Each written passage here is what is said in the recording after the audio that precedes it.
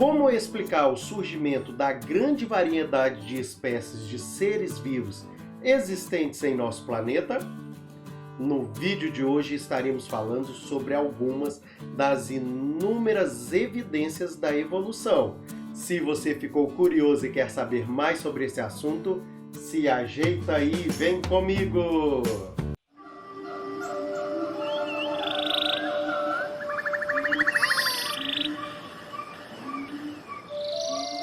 Seja bem-vindo ao canal Biologia e Tal. Eu me chamo Daniel Fernandes, sou fisioterapeuta e também professor de Biologia. E no vídeo de hoje estaremos falando sobre as evidências anatômicas da evolução. Se você gostou desse assunto, já deixa aí aquele like e assista esse vídeo até o fim, porque aqui, neste canal, sua bio é mais divertida e informativa!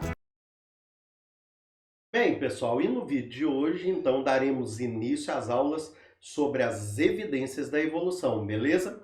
Vamos lá. É o seguinte, antes de começar, eu gostaria de fazer uma pergunta, né? Olha só, como explicar o surgimento de grande variedade de espécies de seres vivos existentes em nosso planeta? Você já se perguntou isso? Não! Olha só. Nós temos aí várias teorias, nós vimos nas aulas anteriores aí várias hipóteses sobre surgimento, né, sobre a origem da vida, vimos teorias evolucionistas, mas como que a gente explica essa grande variedade? Não sei. Vamos lá, agora nós já vamos falar de evidências, nós não vamos mais ficar em teoriazinha não, beleza? Olha só, nós temos dois pensamentos, e são os seguintes, nós temos o fixismo, tranquilo? E temos o transformismo. Nós vamos estar falando desses dois pensamentos que tentam explicar isso aqui. Olha só, nós falando do fixismo agora, né? Nós vamos lembrar então de algumas teorias que nós já falamos. Olha só, admite que todas as espécies, tal como se apresentam hoje, foram criados através de um ser superior, de um ato divino, ou seja, Deus criou tudo, beleza? E o número de espécies seria fixo desde que surgiu a vida no nosso planeta até hoje, tá? Então, esse número, a forma, como são todas as criaturas hoje, os seres vivos, isso tudo foi determinado por Deus na criação. Pronto, acabou. Ok? E explicam o desaparecimento de espécies através do catastrofismo. Então, vou explicar para vocês. Lembra da historinha da extinção dos dinossauros? Ou seja, uma das teorias que tem é de que caiu um meteoro de 15 quilômetros aproximadamente na península de Yucatán, né?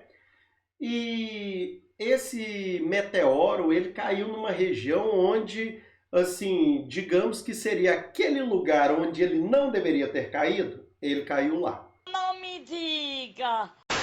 Por causa da grande quantidade de petróleo, né, existente naquela região. Então, através dessa catástrofe, teria ocorrido, então, a extinção dos dinossauros. Então, o fixismo, ele explica, através do catastrofismo, a extinção de algumas espécies. Beleza? Até aqui está entendido? Se você tiver qualquer dúvida, deixa aí nos comentários, combinado? Vamos lá. Nós temos a ideia do transformismo, né? O que seria isso? O surgimento de características e o desaparecimento de outras características. Olha só, isso daqui seria a ideia da modificação das espécies com o passar do tempo. Então, ali evolução. Essa ideia aqui, transformismo, é a ideia mais aceita no meio científico. Juntamente ali, agora vamos lá atrás, teoria da evolução, seleção natural, estamos falando de quem? Darwin. Então, isso daqui está de acordo com Darwin, certo? Então, que as espécies atuais seriam espécies com modificações dos ancestrais. Ok? Vamos lá. Então, a adaptação a novas condições ambientais faz com que originem novas espécies. Nós vamos estar falando disso na continuidade dessas aulas aqui, hein? Então, já aproveita, se você não é inscrito no canal, ó, já aproveita, clica aí nesse botãozinho vermelho aí embaixo para você se inscrever, combinado? E não deixa também de olhar na descrição desse vídeo, que eu vou deixar ali para você um link para você entrar na nossa sala de aula do Google Classroom, onde eu disponibilizo várias listas de exercícios com correção automática, hein? E também tem lá o nosso grupo de WhatsApp, então não perde nada, combinado? Então vamos lá. Então, admite que as espécies se transformam com o passar do tempo. Essa ideia aqui, lembrando novamente, é a mais aceita, beleza? Vamos lá. Olha só, as espécies atuais são descendentes de outras que viveram em épocas passadas. Mais à frente nós vamos estudar ali a evolução dos vertebrados. Gente, vocês vão ver que top, tá? Calma, calma que tudo tem a hora, tá? Então, gente, olha só. A maior parte da comunidade científica apoia essa linha de pensamento. Dizem que a evolução é uma realidade incontestável, tá certo? E que possui diversas evidências, como as evidências que nós vamos começar a falar hoje nessa aula. Hoje nós estaremos falando sobre as evidências anatômicas, beleza? Mas nós temos as evidências embriológicas, as bioquímicas, as paleontológicas e as zoogeográficas. Olha que doideira! Então nós temos diversas evidências de que a evolução existe, que ela é real e que os organismos, sim, eles evoluem com o passar do tempo. Beleza? Vamos lá. Evidências anatômicas. Gente, essa aula aqui é muito top, hein? Ó, compartilha com seus colegas aí que eu vou te contar uma coisa. Aqui você vai ver algumas evidências, alguns órgãos, alguns resquícios de órgãos, né? Nossa, quase quebrei a língua. Então vocês vão ver alguns resquícios, né, de órgãos no nosso próprio corpo, sabe? Que antes eram utilizados por nossos ancestrais, que hoje nós não temos. Mas vamos falar das evidências anatômicas. Pega aí a caneta e anota, hein? Vamos lá. Olha só. A anatomia comparada, então, pegar um indivíduo, né, e comparar com outra anatomia. Mostra que espécies muito diferentes revelam estruturas com grande semelhança, apresentando o mesmo plano básico de organização. Calma, calma, que eu vou explicar para vocês. Exemplo: estrutura óssea dos membros anteriores de diferentes vertebrados. Então nós estamos falando de esqueleto, tá certo? Olha só, a anatomia das vísceras também, dos órgãos internos. Também, se a gente fizer uma comparação, é parecido? Não sei. Vamos estar entendendo.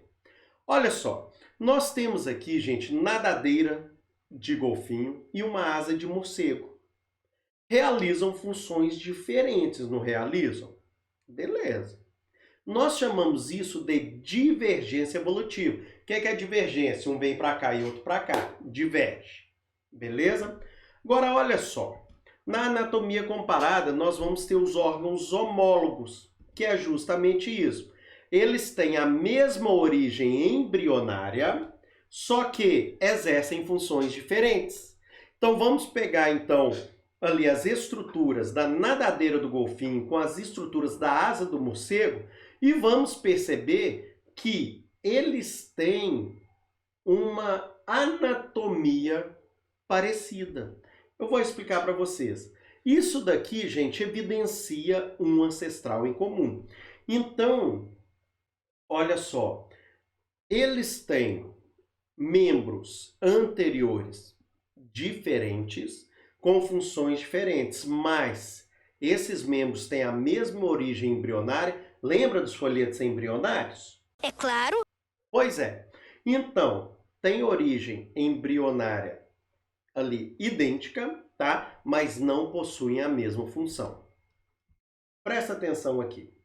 A irradiação adaptativa explica a existência desses órgãos homólogos com diferentes funções.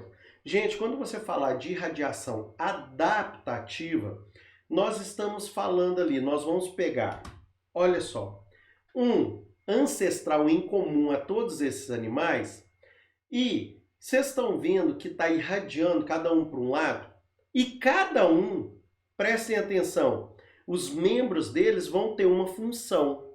Alguns dos membros anteriores, por exemplo, o antílope e o veado, para correr, não é verdade? O urso aí, atacar, a topeira, cavar, a baleia, nadar, o bicho preguiça, dependurar, o macaco também, dependurar, subir em árvores. Então, olha só, os membros anteriores deles têm funções diferentes, mas nós vamos fazer uma comparação da anatomia desses carinhas. Vamos lá.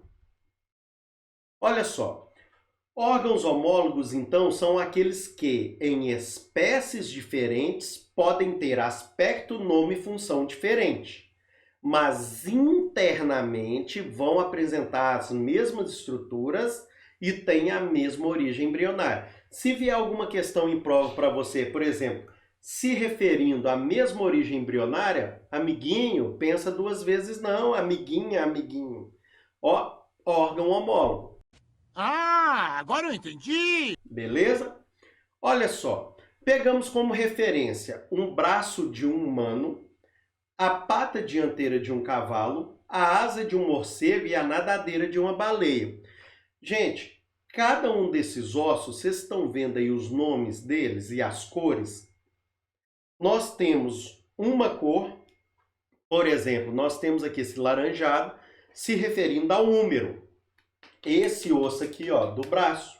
Agora percebam que na pata dianteira do cavalo nós também temos um húmero, lá no morcego nós também temos um húmero e na baleia nós também temos um húmero. Então olha só as evidências anatômicas aí. Agora, se você pegar o rádio e a una, né? O rádio é esse aqui de cima e a una é aqui de baixo. Para você nunca mais esquecer qual que é o rádio e a una, pega assim, ó, seu dedão aponta para cima. Esse aqui é o rádio. Aqui a antena do rádio. Isso daqui é uma dica que eles ensinam pra gente na faculdade de fisioterapia, tá? O professor de anatomia. Vamos lá. Então, gente, nós temos o rádio e a una, tá? Temos aí os carpos, os metacarpos, as falanges, e estão presentes em todos esses animais. Agora percebam, gente, espécies diferentes, funções diferentes e a mesma origem embrionária. Beleza? Qualquer dúvida, eu já falei, gente, deixa aí nos comentários, combinado? Vamos lá. Olha só, órgãos homólogos, então, já falamos e mais exemplos aqui para vocês, né? Seria basicamente, tá? Aquela mesma imagem anterior, só que aqui nós colocamos um cão e um pássaro, também mostrando homologia nesses seres. Olha só, gente, muito interessante, né? Essas evidências anatômicas. Agora, gente, olha só, nós temos aqui, agora, a asa de uma ave, a asa de uma mosca. Agora, gente, olha só, realizam a mesma função, mas não têm a mesma estrutura. Então, nós temos uma convergência evolutiva. Espécies diferentes convergiram para um ponto e nós temos duas estruturas, chamamos elas de asas. Essas duas asas realizam a mesma função, porém não têm a mesma estrutura interna e nem têm a mesma origem embrionária. Então vamos entender. Quando eu tenho essa situação, gente, eu tenho órgãos análogos, certo? Então, nos órgãos análogos, eles têm origem embrionária diferente, possuem a mesma função, tá certo? Então, nós temos aqui, nesse caso, órgãos análogos. Beleza? Vamos lá. Órgãos análogos. Estruturas que apareceram de forma independente em diferentes grupos de organismos. Agora, presta atenção, gente, aqui nesses carinhas. Nós temos aqui um golfinho, um ictiossauro, né? Temos aí um marlin azul e temos um pinguim. Gente, percebam que são animais diferentes, espécies diferentes, que possuem aí nadadeiras, não possui? Só que a estrutura interna e a origem embrionária desses carinhas aqui, para essas estruturas, não é a mesma, tá? Então, nós chamamos isso de convergência adaptativa. Beleza? Então, ó, várias espécies diferentes convergiram, digamos assim, e os órgãos por eles formados têm a mesma função, porém, origem embrionária diferente e estrutura diferente, tá? Vamos lá. Então, eu já falei, tem o mesmo nome, a mesma função e estruturas completamente diferentes. Olha aí, gente, quando eu pego a asa de uma ave, eu tirei um raio-x aí e estou vendo o quê? Ossos e penas. Quando eu pego a asa de um inseto, é completamente diferente. Então, olha aqui, ó, a asa de uma ave e a de um inseto. Na ave, nós temos ossos. Inclusive, isso daqui, vocês estão percebendo que tem uma fratura aqui? Essa asa aí dessa ave está fraturada. E nós temos aqui a asa, então, de um inseto. Aqui, gente, nós temos estruturas completamente diferentes. Não tem nada a ver uma com a outra. Beleza? Olha só, a asa do inseto, gente, ela é feita de quitina. A asa da ave é composta por ossos e penas, inseto, quitina e nervuras. Então, gente, mesma função, mesmo nome, origem embrionária diferente, beleza? E espécies completamente diferentes uma da outra. Tranquilo? Aposto que nessa aula você aprendeu a diferença entre os órgãos homólogos e análogos. É verdade. Quer dizer, às vezes não. Deixa aí nos comentários se você realmente aprendeu aqui, beleza? O que mais, gente? Nós temos aí também os órgãos internos, né? Que nós chamamos aí aqueles que não têm função aparente, nós chamamos de órgãos vestigiais. Esses órgãos, gente, por exemplo, o apêndice secal, eu fiz a pergunta nessa aula aqui há 2 semanas, dentro da sala para os meus alunos, né? Dentro da sala da web aula, né? Perguntei para eles assim, gente, para que serve o apêndice? Alguns disseram, para gastar dinheiro. Outros, para inflamar. Então, gente, olha só. Aparentemente, não tem função no nosso corpo esses órgãos vestigiais. Nós temos vários que eu vou mostrar para vocês. Então, é indício de que nosso ancestral distante possuía uma dieta predominantemente herbívora e o apêndice ajudaria na digestão, então, dessa alimentação desse nosso ancestral. Beleza? Olha só, quando nós pegamos e comparamos, tá, o apêndice no coelho e no ser humano, olha a diferença, o tamanho do apêndice e o tamanho do cepo. Aí.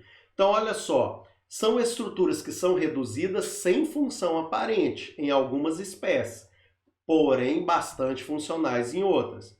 A explicação é que tais espécies apresentam um ancestral em comum que possui esse órgão funcional. Então, nos coelhos ele é funcional. Para nós não é. Agora, nossa, gente, quase quebrei a língua. Vamos voltar. Agora, gente, olha como que o apêndice secal é desenvolvido nos coelhos, tá? Bem, nós temos aqui, gente, olha só que interessante. Nós temos algumas estruturas aqui que estão presentes em baleias, na baleia atual, que nós temos, olha aí, isquio, pelve e fêmur. E nós temos aí uma imagem de um Basilossauros, que viveu há cerca de 40 milhões, que possuíam os ossos pélvicos funcionais. Possivelmente eram usados durante a cópula. Então, olha aí a diferença. Hoje em dia, a nossa baleia atual não tem essas partes, essas estruturas funcionais. Mas olha aí, um antepassado dela tinha. Ok? Vamos falar de outra. Olha aqui, a membrana nictitante da galinha. Tá vendo essa membrana que tá meio fechada aí nos olhos da galinha? Se chama membrana nictitante, tá? Nós temos ela presente em várias aves, tá? Em diversos animais aí. E nós temos aí mostrando ela aberta e ela fechada, então, em uma coruja. Não tem como a coruja pegar e falar assim, ô, espera aí que eu vou tirar o cisco do meu olho. Então, essa membrana, ela é para defender e para limpar os olhos da coruja, não é verdade? Vamos lá. Aqui nós temos, então, outra espécie de ave, então, mostrando a membrana nictitante. Mas, se nós vimos que todos temos um ancestral em comum, nós não tínhamos isso, não? Às vezes não. Ou alguém tinha, sei lá, como é que ficou a situação? Vamos entender. Olha só, nós temos um vestígio dessa membrana, de um possível ancestral nosso que teria ela. Então observem aqui, ó, no cantinho do seu olho aqui, você pode observar que tem aí uma partezinha rosinha. Então isso seria o vestígio de uma membrana nictitante nos seres humanos. O que mais, professor, que nós podemos considerar como órgãos vestigiais, né?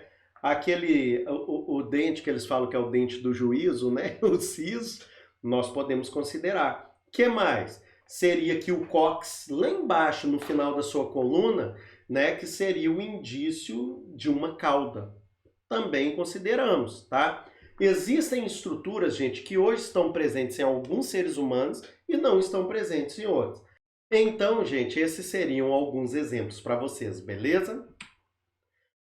Então, eu gostaria de agradecer a você que assistiu esse vídeo até o fim. Se gostou, deixa aí aquele like, se inscreve no canal e ativa o sininho para estar recebendo todas as notificações, hein? Ó, toda semana eu dou continuidade nas aulas de Biologia e Ciência. Também conta aí para os seus amiguinhos do ensino fundamental que aqui tem aula de ciência, combinado? Obrigado a você que assistiu esse vídeo até o fim. Um grande abraço a todos, fiquem com Deus e até a próxima!